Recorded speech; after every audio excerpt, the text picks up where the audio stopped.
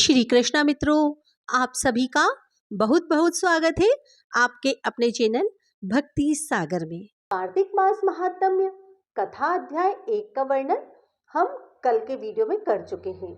आज हम सुनेंगे कार्तिक मास महात्म्य कथा अध्याय 2। भगवान श्री कृष्ण आगे बोले, हे प्रिय, जब गुणवती को राक्षस द्वारा अपने पति एवं पिता के मारे जाने का समाचार मिला तो वह विलाप करने लगी। हे नाथ, हे पिता, मुझको त्याग कर तुम कहाँ चले गए? मैं अकेली स्त्री तुम्हारे बिना क्या करूं? अब मेरे भोजन वस्त्र आदि की व्यवस्था कौन करेगा? घर में प्रेम पूर्वक मेरा पालन पोषण कौन करेगा? मैं कुछ भी नहीं कर सकती। मुझ विधवा की कौन रक्षा करेगा? मैं कहाँ जाऊं? मेरे पास तो अब कोई ठिकाना भी नहीं रहा। इस प्रकार विलाप करते हुए गुणवती चक्कर खाकर धरती पर गिर पड़ी और बेहोश हो गई। बहुत देर बाद जब उसे होश आया तो वह पहले की ही भांति करुण विलाप करते हुए शोक सागर में डूब गई। कुछ समय के पश्चात जब वह संभली तो उसे ध्यान आया कि पिता और पति की मृत्यु के बाद मुझे उनकी क्रिया करनी चाहिए जिससे उनकी गति हो सके।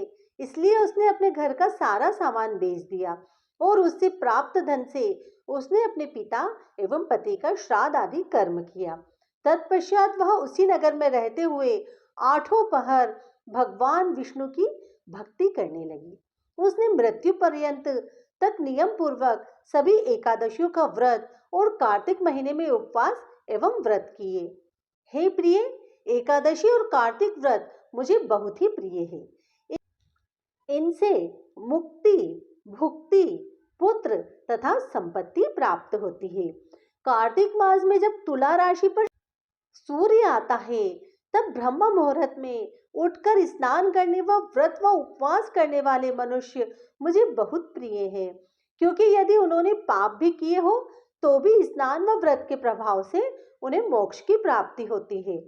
कार्तिक में स्नान, जागरण, दीपदान और तुलसी के पौधे की रक्षा करने वाले मनुष्य साक्षात भगवान विष्णु के समान हैं। कार्तिक मास में मंदिर में झाड़ू लगाने वाले, स्वास्तिक बनाने वाले और भगवान विष्णु की पूजा करने वाले मनुष्य जन्म मरण के चक्कर से छुटकारा पा जाते हैं।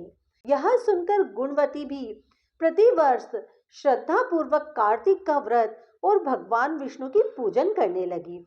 हे प्रिय, एक बार उसे ज्वर हो गया और वह बहुत कमजोर भी हो गई। फिर भी वह किसी प्रकार गंगा स्नान के लिए चली गई। गंगा तक तो वह पहुंच गई, परंतु शीत के कारण वह बुरी तरह से कांप रही थी। इस कारण वह शिथिल हो गई। तब मेरे दूत उसे मेरे धाम में ले आए। तत्पश्चात ब्रह्मा आदि देवताओं की प्रार्थना पर मैंने कृष्ण का अवतार लिया तो मेरे गण भी मेरे साथ इस पृथ्वी पर आए, जो इस समय यादव हैं। तुम्हारे पिता पूर्व जन्म में देव शर्मा थे, इस समय 17 जीत हैं। पूर्व जन्म में चंद्र शर्मा जो तुम्हारा पति था वह डाकू है, और हे देवी, तू ही वह गुणवती है। कार्तिक व्रत के प्रभाव के कारण ही तू मेरी अर्धांगिनी हुई है। पूर्व जन्म में तुमने मेरे मंदिर के द्वार पर तुलसी का पौधा लगाया था।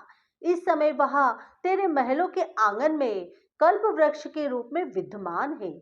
उस जन्म में जो तुमने दीप दान किया था उसी कारण तुम्हारी देह इतनी सुंदर है और तुम्हारे घर में साक्षात लक्ष्मी जी का वास है। चूंकि तुमने पूर्व जन्म में अपने सभी व्रतों का फल पति स्वरूप विष्णु को अर्पित किया था, उसी के प्रभाव से इस जन्म में तुम मेरी प्रिय पत्नी हुई हो। पूर्व जन्म में तुमने नियम पूर्वक जो कार्तिक मास का व्रत किया था उसी के कारण मेरा और तुम्हारा वियोग नहीं होगा।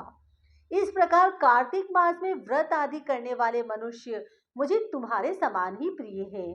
दूसरे जप, तप, यज्ञ, दान आदि करने से प्राप्त फल कार्तिक मास में किए गए व्रत के फल से बहुत थोड़ा होता है, अर्थात कार्तिक मास के व्रतों का 16वां भाग भी नहीं होता।